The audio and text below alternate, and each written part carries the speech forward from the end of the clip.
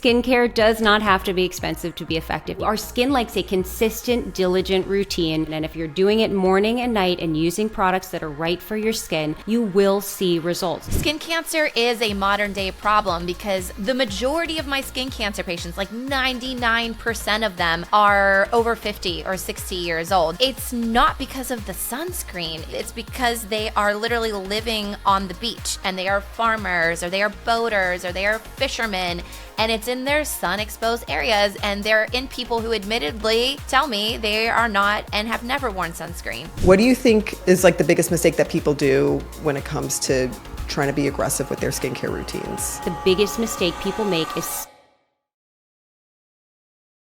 Jillian, yes! Thank you so much for being part of this. We Oh are my so God. happy you're here. It's been a long time coming. I'm honored. Been longtime fans. And so, yes, I think this is going to be so fun for us to just pick your brain and get your very beautiful, interesting thoughts and perspectives on things. If you are a listener who doesn't follow Jillian, and I don't say this lightly, like, you are missing out in your life. She is the funniest, sweetest, like, best person I've ever met. Honestly, Oh my hands God, down. you stop it right I now. want this human maybe to be the fourth member of our podcast. I'm ready. We need a comedian in the mix. Like, let's make it wild. I love you guys so much. I'm honored that you invited me here. I'm so excited. I'm your biggest fans. Oh. And I can't wait to chat about everything. I love this. I love that you have you're the three musketeers of skincare. Jenny's missing, but you are the three musketeers. I love it. Yes, We we're said- missing Jenny. Yeah, but the show must go on. We have Yeah. to make way for Queen Jillian. Yeah, I'm here. Now I'm the third musketeer. She's been I kicked get out. Here I am. We want to start out with, because if you don't know Jillian, she is like, she doesn't hold back. So I think we want to start out with some skin hot takes just to like break the ice a little bit. Okay, what's the most unhinged thing you've ever put on your face in the name of journalism? Well, I think the most unhinged thing I've done was I did RF microneedling, and then I put on like an acid on top of it when I was done. Somebody gave me like some sort of like a exosome acid thing that was supposed to like deepen the results, and it was absolutely horrible. Oh, no. But I'll do anything in the name of science. I'll try anything 8 times is my motto. So yeah, I have done some weird things. I definitely don't do any unhinged things anymore. I'm a grown woman now, and we have calmed down from doing like the insane. But also like my skincare routine when I was young was like Stridex pads, Oxy pads, Sea Breeze toner. If it didn't burn, it didn't work. That was my motto. We've all come a long way since those days, right? Like, we're recovering skinaholics, I guess. We are. Mm-hmm. Yeah, those days were Changed your rough. Yeah. Yeah, those were the rough days in the 90s. The 90s were not fun. Y'all. They did not know skin. They did not know skin. Okay, another fun, like, just hot take. If you have to ban one skincare word forever, which one gets the axe and why? I might go with natural. Oh, yeah, that's a good one. That's a I good just think everybody uses it. I just did a video on like debunking skincare buzzwords, and people don't realize that anybody can say most of these words, the clean, the natural, the medical grade. Anybody can throw them out there. And I am seeing so many brands just throw out this product is natural. And then I turn the back and I read the ingredients. And it's, it's a bunch of the chemicals and preservatives that we need in skincare. So what are you talking about? Where's the what do you mean it's like natural? Like a banana is natural. Like that's fruit. Like I don't know where people are getting these ideas. And they think that using these words is going to sell products. And I'm so against that. I'm so against misinformation. I'm so against trying to say anything because it sounds good when you don't know what you're talking about. Totally. Like I'm a hippie at heart, and like when I hear natural, I cringe. I I'm like, cringe. it's like, what do you What do you mean? mean? What do you mean natural? What are you talking about? And then if you ask someone to explain it, they're like, like natural. You're like, Yeah, "No, I nobody don't can. know." Well, same when people say that a product is clean. I say, please explain that. What do you mean? And they say, it's clean. It doesn't have any bad ingredients. And I say, Oh my okay, gosh. so tell me what a bad ingredient is. Right, What is that? exactly. And nobody can ever answer that because you don't know. I think demonizing, this is a whole nother topic, but demonizing ingredients is driving me absolutely nuts these days. Definitely. Okay. Oh, there's so much of that. I have a good one. Okay, I'm painting a picture for you. All right. We're back in the early 2000s. We're going to, prom together, but I am a super duper mean girl. Like, I just said your hair is really frizzy and maybe you should straighten it. Here we are 20 years later, and I've hurt your feelings, but 20 years later, I'm in your DM. I'm sliding into your DMs and I'm asking you, hey girl, good to see you. I see you're doing really well. Like, can you give me 3 products, what I should be using? And keep in mind, you want to destroy her life. Oh my God. What would be the 3 products Okay. you would tell her to use? I have to say that this has happened to me many times, Really? but I am not a mean girl at all. Like I know I you're want not. I know nothing you're more not. than to help people. But if I was a mean girl, I would say beef tallow. I would say banana peel. And I would say, oh gosh, what's another good one that I see all the time?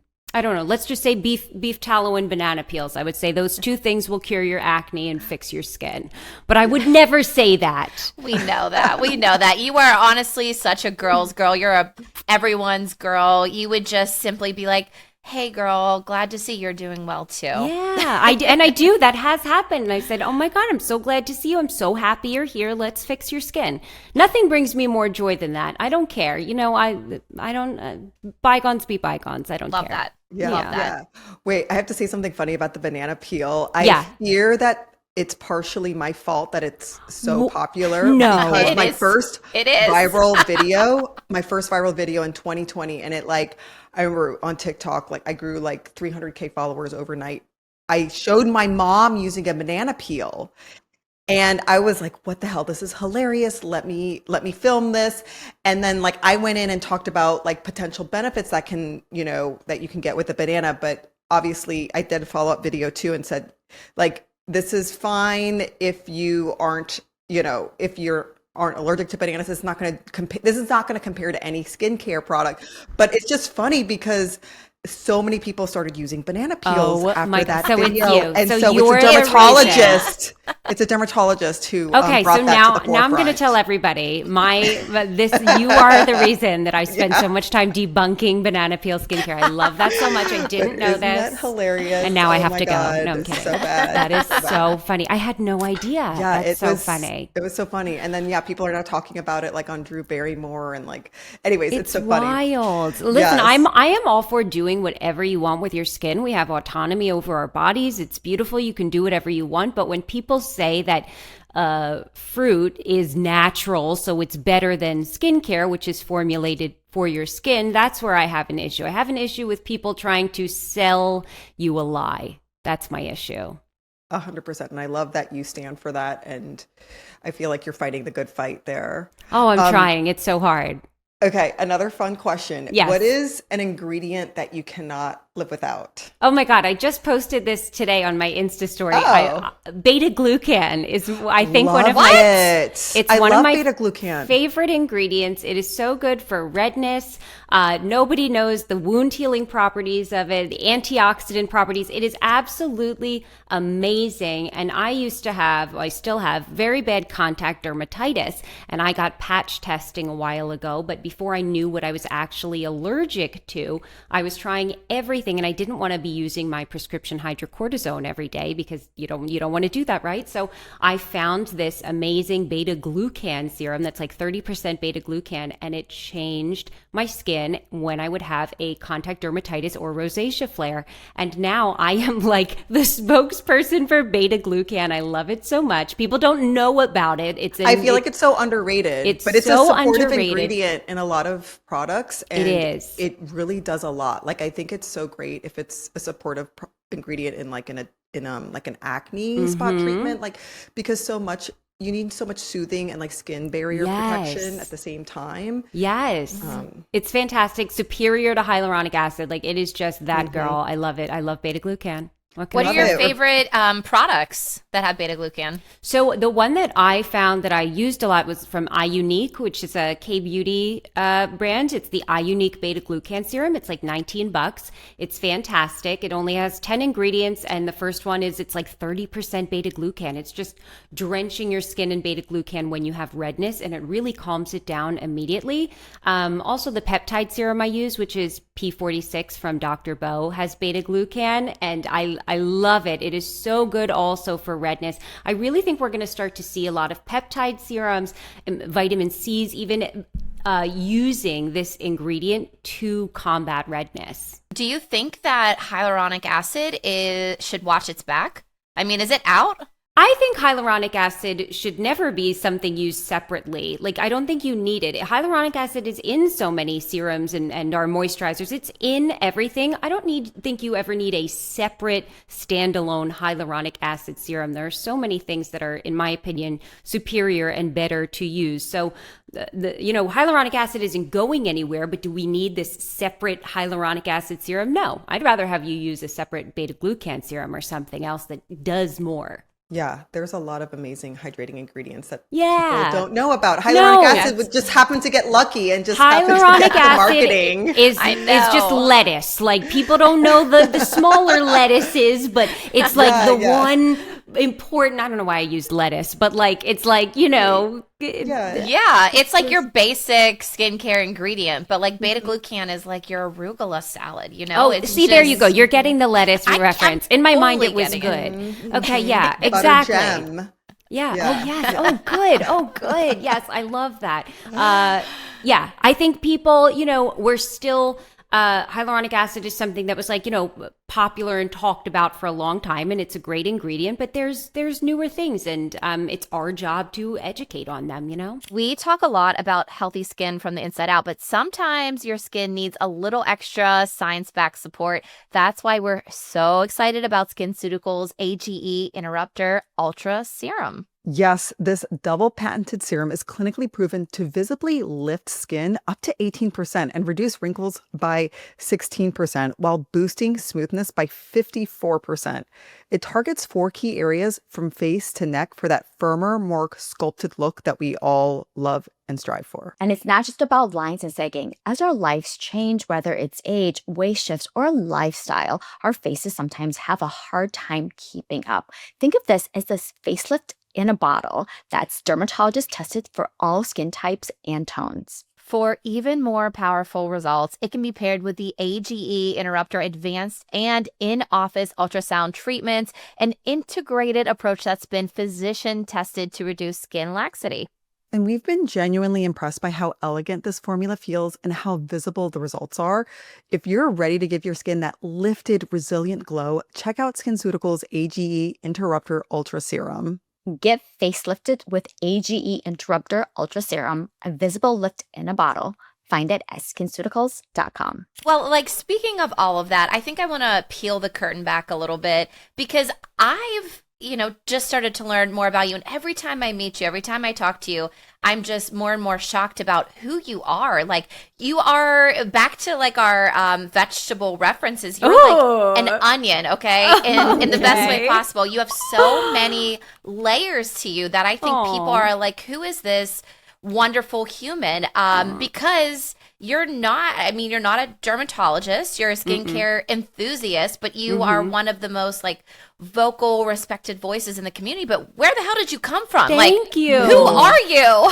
I am a very obsessive type A person, and skincare is something that I latched onto, and I research it obsessively. I have befriended every dermatologist like yourself. My group texts in my phone are about 15 cosmetic chemists. I'm buzzing them at all times. So I am an actor by trade. I did theater for many years, and then I switched to doing TV and film. And my very, very short Cliff Notes story was I booked this great role in The Marvelous Mrs. Maisel, and I was on set way too early, and I had 9 hours or so to kill in my dressing room. And I opened up TikTok, and I filmed a video just talking to the camera about my Botox and fillers, which is something that nobody talks about openly. And I guess the algorithm pushed it out, and it went pretty viral. And while I was in the dressing room for those 9 hours, I recorded a ton of videos and just posted them. And the flood of comments was 100% positive, so overwhelmingly, people wanted to learn about this. And I was like, wow, I think I have something here. Maybe nobody is open on the internet about procedures. So that's how I kind of started. And then when I became really interested in skincare, I asked my dermatologist if she would kind of train me as a dermatologist. And in exchange, I would help her be a better actor in her social media videos. So I kind of trained her as an actor, and she started to train me as a doctor. I would watch her with patients. Obviously. And clearly I'm not, but I have asked thousands of questions. I have watched her for hundreds of hours with patients. Like, I am very obsessive with things that I love, and there's not many things that I love. And I was really looking for something to do when I stopped theater. I stopped, 5 years or so ago. I didn't want to do it anymore. And TV and film, I'm not always on set, so I need something else to do. And I really fell in love with this. And I started posting for fun, and I still only post for fun. And I think that's what makes me different, is I didn't start this career to make money or to lie or to sell products. I started it to help people and to have fun. And I still do it only for those reasons. You're helping spread the message too. Like, a lot of dermatologists, I feel like we're fighting so much misinformation. And there's a lot of skincare enthusiasts who, yes, might not say the right things or maybe selling certain things. And so I really like how you're doing your due diligence and talking to the cosmetic chemists. You're picking dermatologist brains. So we're so grateful for your voice. Oh, thank you. My goal is to make skincare fun and easy for everyone. And I always try to disclose that, like, when I do an ad or something, what I'm saying has always been run by a dermatologist or a chemist. So I always double or triple check what I'm saying to make sure that I'm never putting misinformation out onto the internet, that everything I say is truthful. It has been run by a professional. I think that also makes me different too. I'm not a derm, but I am trying to help boost you, help get the message across in whatever way I can. There is so much misinformation. I don't like it, and I stand up for what I don't like, and I don't care what people think about me. I think that's also a good thing on the internet. I have never cared about if you leave a mean comment that says, something about you, not about me. So I just want to help people and do it in a really funny and fun way. So would you consider yourself, or how long has it been that you've been a full-time content creator? How did you get to that moment? I guess it was like 2021 when I was doing Marvelous Mrs. Maisel and I started this whole thing. And then maybe around 2023, so only about 2 years, I started really kind of more full time, like I'm getting followers, I'm growing, I can do something here. And then really only last year, it became completely full time. I act still sometimes when I'm asked to, do something, but I prefer doing social media. I love it. I feel like it has become such a passion of mine. And this has now become my full-time job as of the past year. And there's nothing I'd rather do. I just had lunch with my acting agent last week and I was like, I don't want to act anymore. I don't like it. It's so stressful. And I feel so happy doing this.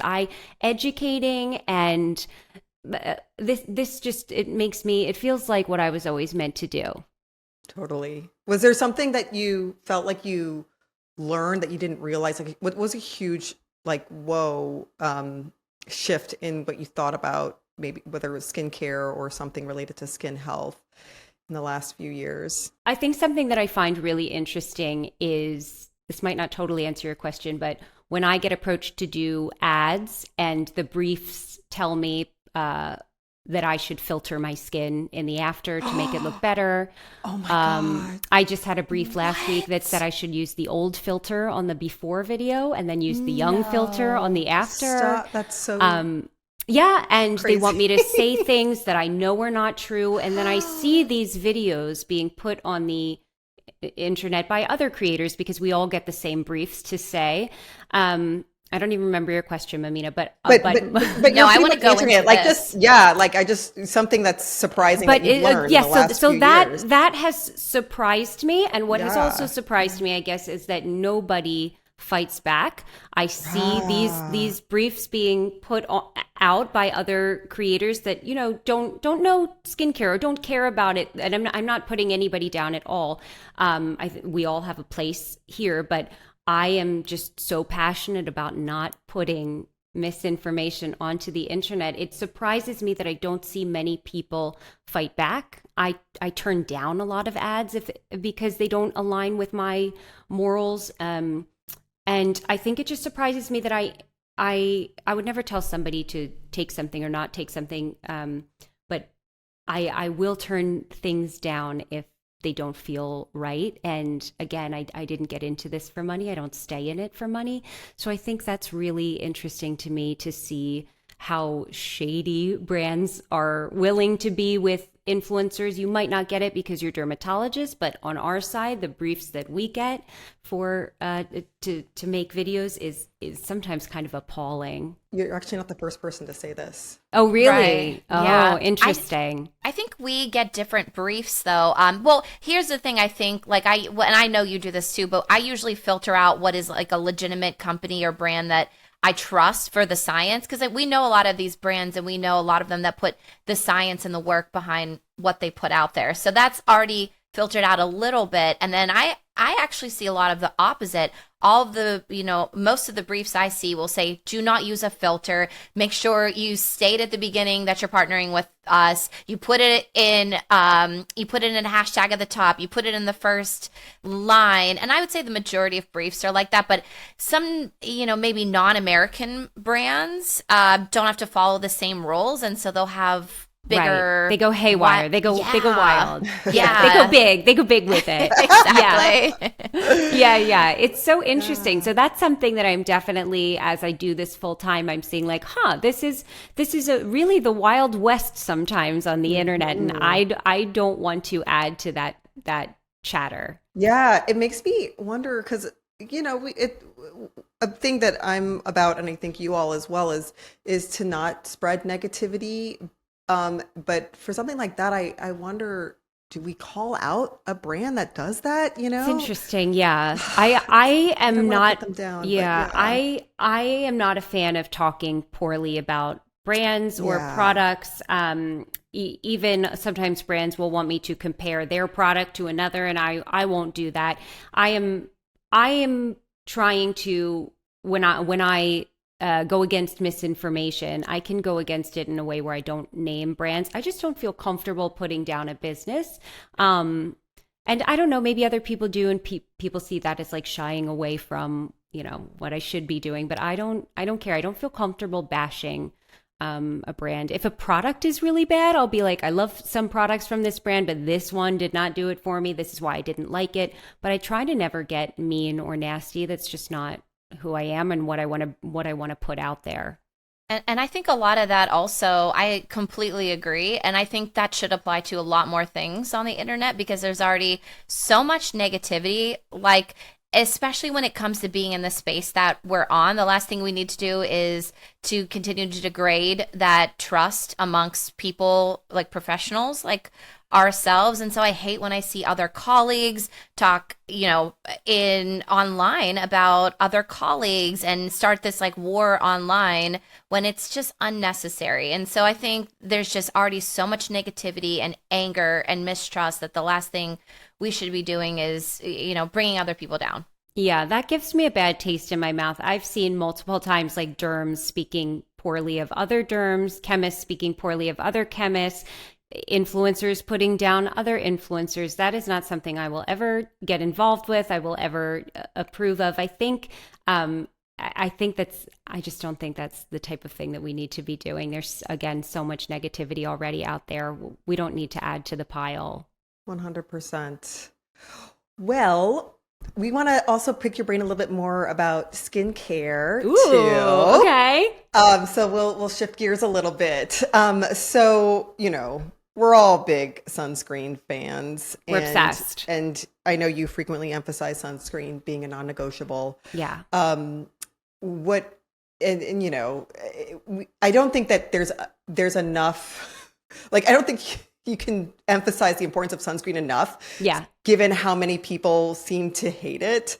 But I want you to just expand on. I want to expand on you talking about sunscreen. Yeah. Sunscreen misinformation and sunscreen fear mongering is the one thing that I will go against. I will frequently. Okay, so maybe I'm just negating everything I just said because I do put people's videos on my screen and be like, this is false. But I really get mad at the fear mongering of chemical sunscreens, the fear mongering of just sunscreen in general. There's this new thing saying that it's not the sun that causes cancer, it's the sunscreen that we put on our body. I don't know where this is coming from, but also there is a sunscreen brand that is perpetuating this. You know who I'm talking about. Yeah, we know. Lindsay knows. Okay, Yeah. Amina, okay. They are perpetuating this horrible, absolutely unsafe billboards full of information that I am just so disgusted by. I have spoken to every dermatologist, every cosmetic chemist, and the one thing we all agree on is wear sunscreen. It doesn't matter what you wear. Chemical, mineral, hybrid, find something that looks nice and feels nice on your skin. Wear the sunscreen. This is the one thing that can prevent so much damage. I didn't start wearing sunscreen until I was, 34. I had so much damage that could have been prevented by just wearing it earlier. Make it a daily habit. Make it a non-negotiable. Even if I'm not going outside and it's snowing, I will still put my sunscreen on because it is a habit. And habits are important to build. Good habits are important to do every single day. I don't know. This is something that really drives me crazy, and I wish that there was more oversight online of dangerous misinformation. I consider sunscreen misinformation and fear-mongering to be dangerous. I really do. And there is just no oversight of it. And I don't know how to help. I'm trying so hard to make as many videos as I can, but it is amazing to me that I lose more followers in the videos about the sunscreen than I do about any other video. When I say chemical sunscreen is not dangerous, I lose hundreds of followers. I mean, the losses I take from these debunking videos, but I think it's important. I think it's important to get the truth out there. But yeah, there's just so much misinformation, you guys. One of my least favorite arguments, and I know you hear this all the time, is but my ancestors didn't wear sunscreen. You're like, well, okay. Your ancestors lived until they were 35, and skin cancer comes up for the most part, in your later years in life. And two, they had an ozone layer. Yes, your ancestors were literally dead before perimenopause. Okay, what are you talking about? Yeah. So, skin cancer is a modern day problem because Mamita and I see patients all the time. The majority of my skin cancer patients, 99% of them, are over 50 or 60 years old. There's a few sprinkled in there that are in their 30s. Maybe once a blue moon, I'll see a 20-year-old, but it's not because of the sunscreen. It is because of, I mean, it's very obvious. It's because they are literally living on the beach, and they are farmers, or they are boaters, or they are fishermen, and it's in their sun exposed areas, and they're in people who admittedly tell me they are not and have never worn sunscreen. Yeah. And So so many explain of them that. are, and I can't tell you how many patients are so regretful about not practicing like sun protection because they know why they have skin cancer. None of them is like, I don't Until know you how I get got skin this. cancer, some people just won't understand that they could have prevented it by wearing sunscreen. And I hate the argument that I get from a lot of people online is that, well, we didn't see skin cancer rates rising until sunscreen started being right? sold. So I hate that That's argument. I hate that argument too. It is so easy. It's such an easy thing to do. It takes 5 seconds to put on your sunscreen. Please do it. I have a huge Mohs scar on my shoulder from not wearing my sunscreen that scarred into a huge Wait. keloid. I didn't know you had a skin cancer? I had 3 Mohs surgeries for, I guess, pre-cancer, but they were like, we have to get it out or this is gonna, full blown. But here's my one scar, and this is so much better than it's ever been. Can you guys see? It was a huge bright red keloid. And now with Fraxel and some injections, it's down, but it's still raised. It's still a scar. And then I have 2 on my stomach. And I did not wear sunscreen. And if I can help somebody to not have to go through this, I don't understand. It makes me very sad. And I really do think it's the misinformation on the internet that people just don't know who to trust, and you can't fault them for that because there are some doctors that are the ones spreading the misinformation. There are these holistic doctors and naturopaths and these people that are saying the sunscreen is dangerous, and then you believe them. I can understand that it is hard for people to know who to trust. Another thing that I think people don't realize, there's a lot of young people now who are tanning, and they're like, I want to look hot now. Like, I don't care if I die early, I don't care about later in life. But it's so crazy because, once you get into your 30s, 40s, 50s, 60s, Yeah. you're still going to want to look hot. Like, Yeah. that's the thing that people doesn't don't change. realize. Yeah. Yeah. You don't hit 30 and you're just like, okay, I'm done now. Like, Nobody- let me look yeah. haggard. Like, no one actively pursues that, It's so hard to explain that to a 20-year-old, though. I mean, I look back at myself at 20. I don't want to hear about people 30. They're old. 30 is old. Like, I'm going to be young and 22 and hot forever, I really think something clicks, especially for women. I don't know if you guys felt this, but like after 35, I feel like my brain settled. Like I was not as dumb as I was before. Yeah. Like, okay. How old are you? I'm 38. That's okay. If you are listening to this right now, I need you to stop. Go and look at a picture of Jillian because your mind will be blown when you see her skin. So she has some of the best skin I've ever seen. Oh, thank you. And in real life too. But I want to dive a little deeper though and ask you about this because people are probably shocked when you tell them like you don't really do a lot of neuromodulators. You've kind of given up on filler. You rarely every now and then do some laser or some tightening procedures. But like your whole thing is you can achieve this skin with skincare. Yeah, my motto is skincare does not have to be expensive to be effective. I say it every single day. And I really think at 38, my skin looks better now than it ever did. And I am a huge fan of Botox, fillers, lasers, anything that makes you feel good and makes you feel confident. I'm a fan of as long as you're in the right hands with somebody safe, highly trained, that has that expertise that you trust. But yeah, I really, for the past 2 years or so, I do nothing but my at-home skincare. And I think I look better than ever. And you do not have to use expensive products too either. Good skin can be achievable. If you look at a picture of me from even at 32, I looked crazy. Like I did not start this journey until I was 34ish, 35. So in 3 years, I've reversed a lot of damage, and a lot of that is sunscreen and retinoid and vitamin C every day. And I implemented a chemical exfoliant. Like it's not difficult. I think people just don't know who to trust, who to turn to, who to listen to, and they don't know what products you actually need. Yeah. And I also like how you do emphasize the quality over quantity too. So many people think they need the 12 steps. I really am a big believer that you less is more, you know.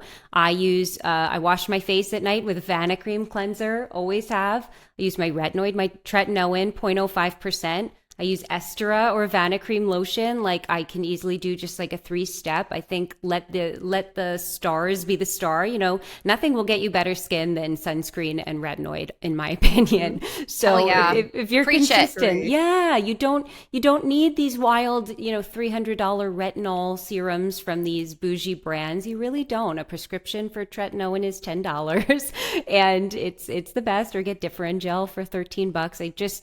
I wish people knew how easy it was. And a lot of people are like, well, you must be lying. Your face doesn't look like that from skincare. It's Botox. And I don't know how to tell people it's not, but it's not. But you're a skincare aficionado. Like, I know you love trying things. What are like some surprising things that you really love? Like, what are some trendy things you think are legit? Like, do you love exosomes? Do you love PDRN? Oh, interesting. Well, I'm really into peptides right now. I love peptides. I think they're amazing. I just did a video with one of my chemist friends on peptide, exosomes, growth factors, or stem cells, and she's a brilliant scientist. And in her opinion, she said peptides or growth factors are the things to like go for right now. Peptide serums are great. I think PDRN is okay topically. I don't know if I'm the biggest fan of injecting it, but to each their own. But yeah, peptides, retinoid, I think the two of them combined are pretty magical. I keep going all over the place. I just have so many questions for you. Why did you stop doing Botox and filler? Do you feel like it was aging you? No, so I stopped filler because I think I was looking a little pillow facey. And I wasn't, to be clear, I wasn't getting filler often at all. I was getting like 0.2 in my lips once a year. And then I had under eyes 7.5 years ago, just that one time. And then about 3 times we did a little mid face to support the under eyes. And that's all I would do. But even that little tiny zhuzh of the cheek filler, I already have kind of chipmunky voluminous cheeks. So I think it was doing too much. And Botox, I just did a video on this. I don't talk with my upper face. I talk with my lower face. So my forehead really never moves. And because of that, even at 38, I don't really have static lines. I don't have any lines at rest on my forehead. So I don't really need thank you. I don't need the Dysport or the Botox as often because I'm never making those movements. The wrinkles are not setting in because they're never forming. I really have always talked with my mouth and not my forehead. So I can go a full year because I just don't notice them. So I do have wrinkles now. Like if I lift them, I don't know if you could see, they're there, but I just don't need it. So I just stretch it for fun. Yeah, I mean, I think that people don't realize too that skincare can go a long way, like with the retinoids Oh my and the God. sunscreen. It can go so far. That's the one regret I have with all of this is that I really spent a lot of money that I didn't have at the time on Botox and fillers and lasers to try to treat my skin when I was not taking care of it at home yet. I was not wearing sunscreen yet. I did not use retinoid. I did not have an at-home routine, and I rushed in to get all of these things done. So I had these big juicy lips with a face full of melasma and horrible texture and acne, and I just kept pumping away at the Botox and the filler and getting a laser when I could, and then going home and sleeping in my makeup. Priorities, everybody. So they were wrong, and there is so much you can achieve at home. And I say that to anybody that writes to me that is interested in Botox. I say, okay, do you have a skincare routine yet that you are religious with? And 99% of the time people will tell me no. And I'll say, I want you to start a routine first. I want you to start retinoid because I guarantee you are going to be wasting money on the Botox if you are not taking care of your skin first at home. And then I convince them to not go in office and to work on a routine first. Yes. I mean, I see this all the time in clinic. People are literally burning money. Money. Burning. I mean, what is the point of spending all this money on Botox and filler if you don't have your skincare routine on point. And also spending a lot of money on chemical peels or lasers for hyperpigmentation, and then you don't wear sunscreen, and then you don't wear a hat when you're walking around, in the UV of 9. Like, you are actually wasting your hard-earned money, and I don't want anybody to do that. I never want anybody to waste money because I did it, and I can help you not do that. Yeah, I think that this is such an important point for people to understand, is that yes, we're not saying that procedures are bad. Obviously, we love them, and they love them so much for your skin. Yes, but they're pointless if you're not doing your skincare, especially sunscreen. Yeah, So, I say it's the 80-20 rule, right? You guys know about that, right? no, well, I you mean I can like kind of guess, with but diet?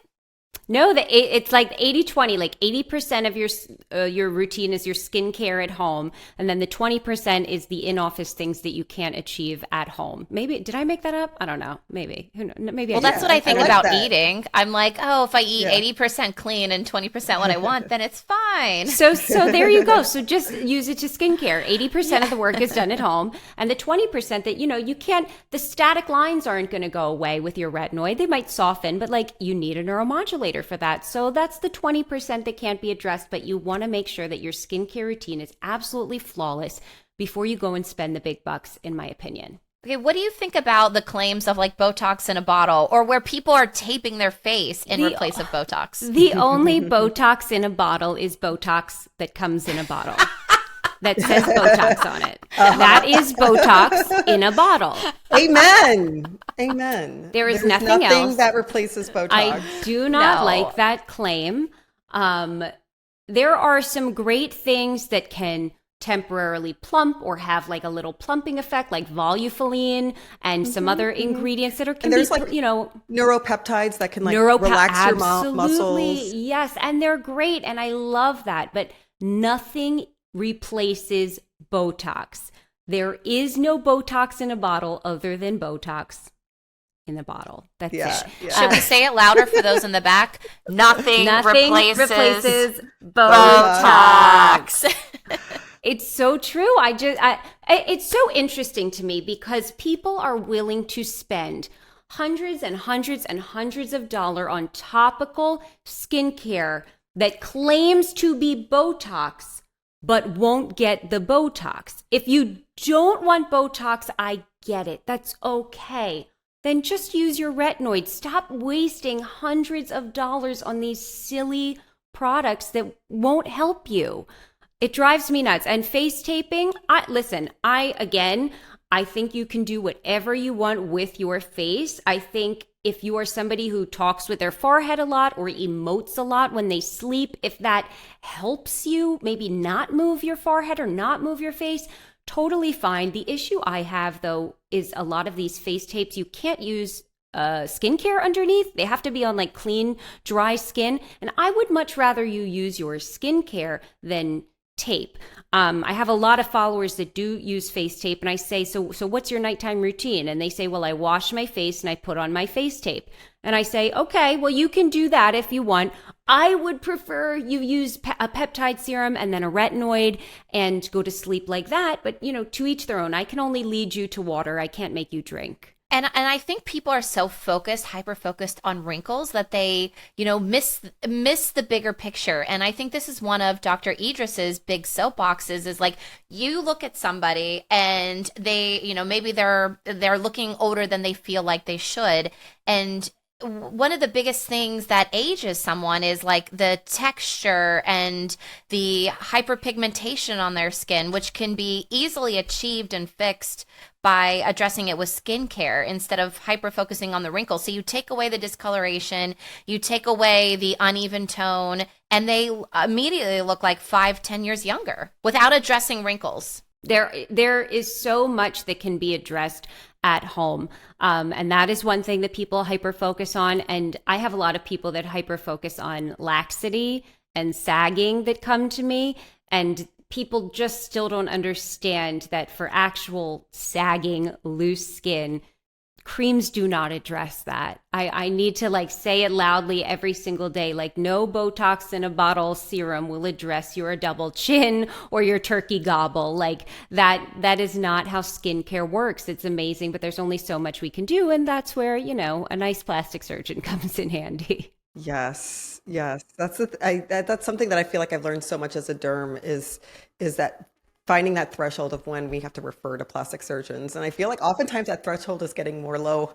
But yeah, there's only so much that skincare and even procedures can do too. There's only so much, but I think being honest, being realistic with people is helping them more than we know. I get DMs every day that are like, "Wow, you're honest about this. Like you're not trying to sell me this $300 cream I just said I wanted to buy." And I said, it's not my job. I don't want you to buy that. Like I don't I don't want you to waste your money on things that won't work. Skincare can be really simple, and then when you nail that, I want you to find a provider that you love and trust and let them guide you as to what would be right for you in office. The TikTok is not a doctor. I am not a doctor. You are not doctors. You are doctors, but you are not We're answering not those people's doctors. You're not those people's, but you're not answering the DMs the way I am, because you're not giving medical advice in your DMs.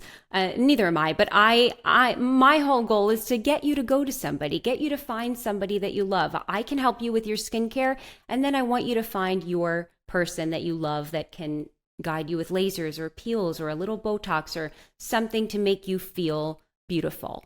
I have a question for everybody. Speaking of plastic surgeons, would you guys, and do you plan on getting a facelift in the future? I would if I need it. Yeah, for sure. I had a nose job, and it's the best thing I ever did. And I think because of my nose job, I know who I'm using for my face and neck when the time comes. The faces in my family are good. The necks are horrific. They are absolutely, we're a family of bad necks. My bubby was 97, and before she passed, she said the one thing she regretted was not getting a neck lift. And I said, in her honor, I will one day get that neck lift for you. I love that that's what was like on her deathbed. Like, I have a video of it, and she's like, "Oh, I just wish I got rid of it." And it was a full on turkey gobble, and I'm like, "That's coming for me. It is coming for me." And I'm ready to attack it. The first thing you're going to say when you wake up from sedation, you're going to be like, "This was for you, Bubby. I did this neck lift for you. I did it. I'm going to make her proud. I cannot wait. I think surgery is a beautiful thing, and I hate when, people say anything negative about it. I think anything you want to do to your own body is your choice. Do not listen to the noise and the chatter. If something will make you happy, we have one life. Live it. Live it however you want to live it. It is your life to live. I do whatever the hell I want in this life, and I'm happy doing that. And I think, more people should do that.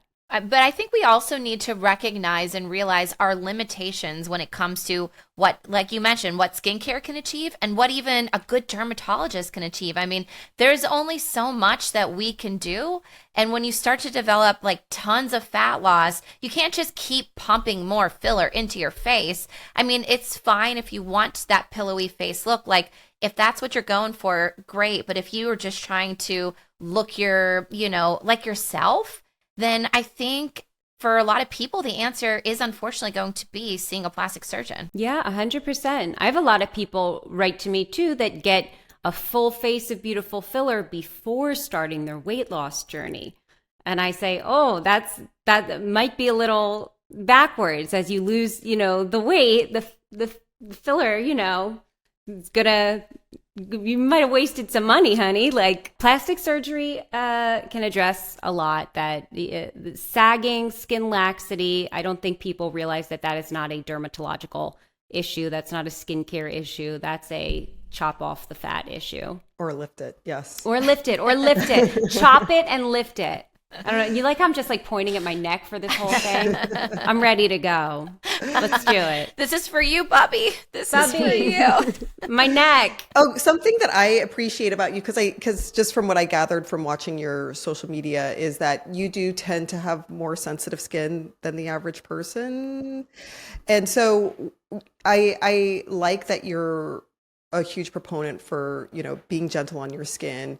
What do you think is like the biggest mistake that people do when it comes to trying to be aggressive with their skincare routines?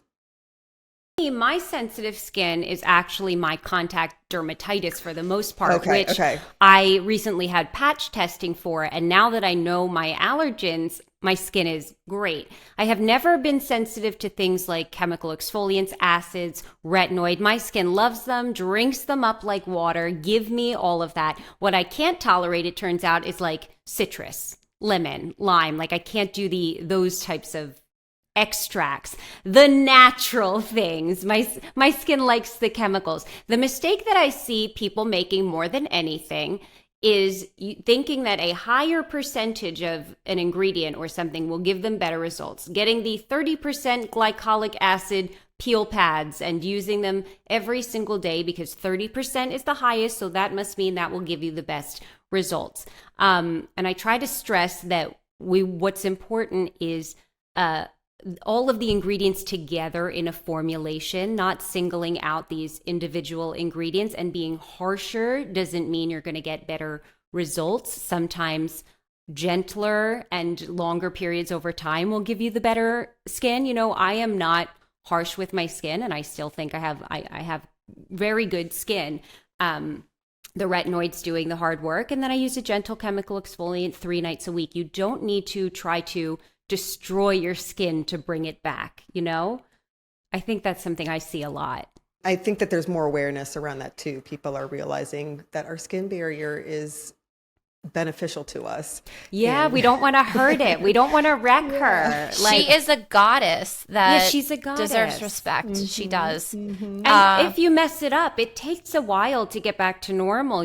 Sometimes it might take you a month. Like, some people write to me and they're like, oh, I hurt my skin using like a tube of retinoid on it, and now even water burns. And I say, well, you hurt your skin. Listen to your skin. Now it's going to take you a while to get back to baseline, and that's just how it is. You talked about Beta Glucan serum that you're using, but are there any other favorite products, just like maybe 3 or 4 that you can share with our listeners? I'll tell you what I use, my go-to. So Vanna Cream Cleanser, love it. It's my favorite. Tretinoin, prescription retinoid, I love it so much. I use peptide serum morning and night. I use P46 right now from Dr. Bo. I love it. It's new. It's fantastic. I love Estera. Estera is a K-beauty brand, and they have some of my favorite lotions. I use the one in the pump bottle, the Estera lotion. It's fantastic morning and night. It's like a light gel lotion. Sunscreen. I love Bloom Effects sunscreen, tinted sunscreen. I think it's so beautiful. On my face today, I have Merit the Uniform. I've been using that as a foundation dupe because I stopped wearing makeup. I just wear sunscreen now, and my skin is much happier. So I have like Merit tinted sunscreen and a little tinted CL SPF blush and call it a day. Yes, gorgeous for anyone that can't see. I use really simple things. I use Timeless vitamin C. I love it. It's like $13. It's great. It's a SkinCeuticals dupe. Skincare does not have to be expensive to be effective. You can have good skin. Our skin likes a consistent, diligent routine, in my opinion. And if you're doing it morning and night and using products that are right for your skin, you will see results. I think the biggest mistake people make is stopping something after a week saying, oh, I didn't see anything. I don't see a difference in my wrinkles, and just tossing it to the side. I get that message all the time. Hey, Jillian, I tried tretinoin for 3 weeks. I didn't notice anything. I stopped it. What should I try now? And it's you have to be consistent with it. It's a long term. It's a long game. We're here for the journey, right? Definitely. Yeah. That's something I think that we can't emphasize enough either, is you have to be patient and consistent. Patient and consistent. Give it time. Protect your skin. Wear a hat when you're outside. I wear a UPF hat everywhere I go. People always recognize me on the streets of New York because I have a huge UPF hat on, sunglasses, UPF arm covers. Protect your skin. It's so important. If you're going to be, doing a morning and night skincare routine or investing your money in in-office treatments, how can you do that and not wear sunscreen and not wear a hat? I don't know. God, I could talk about this all day. Okay, I have one final question. Okay. So before we wrap up, this has just been the most incredible talk. But if you were 96-year-old Bobby on your deathbed and you were giving 3 pieces of advice to the little impressionable young Jillians of the world, what would the 3 on your deathbed pieces of advice that you would give? Oh my God. I would say don't care what anybody thinks about you. It's none of your business. It is none of your business what somebody else thinks about you. If somebody says something mean, that says something about them, not about you, and you should feel bad for them. And I do, and that's a piece I would give. I would say start your skincare earlier. If I'm talking to young Jillian, start your skincare earlier. Take care of your skin. Wear sunscreen. Stop going to the tanning booth and slathering the tanning lotion all over you, which I did. That's so important. And I would say stop worrying so much. You know, I only recently, only in the past couple of years, started saying my age because I was embarrassed of it instead of being proud of it. I thought that I was too old to be an actor, too old to start social media at 35. I was embarrassed at how long it took for my life to begin. And I posted a video a while ago of me crying, the one crying video I ever did, crying in bed at 28 years old. I had not a dollar to my name. And I said, when will my life start? You know, it is never too late to find your passion and to figure out what you want to do with your life. I didn't figure it out until I was 35. So be patient with yourself and be kind to yourself. And if you're struggling, just you have to hang in there and give yourself time and grace and patience. And it's never too late to do what you want to do with your life. Beautiful. 3 amazing pieces of advice that I think, yeah, anyone would benefit from. So Oh, thank shucks. you. Oh, thank you guys. Well, for people who are interested and who may be living under a rock, where can they find you? Well, the streets of New York, wearing a big UPF hat and glasses. Filming content with your chemist and dermatologist friends. Filming content. You can find me on Instagram. It's my name, Jillian.Gottlieb. TikTok, same thing. And you can find me there. And my DMs are always open. I get up at 5:30 in the morning to answer them. I answer around 600-ish a day, sometimes more. If I have something viral, I could answer up to 3,000 a day. And I try really hard to get to everyone. It's important to me. So you can message me at any time. If you have a question about skincare, I will be there for you to help you, and I'm really here for you. I'm very hands-on with everybody that follows, so I'm ready to help, and I'd love to help you. Amazing. Jillian, you are the world's you're everyone in the world's best friend. You know that, but I'm your best friend for real though. You But are, yes, you I are. love it. Yeah, I love it. I just want to be I'm a big sister. Like I'm here to help you and I want you to be happy, and I want to help you guys be happy. So here I am. Let me help you with what I know, which is skincare.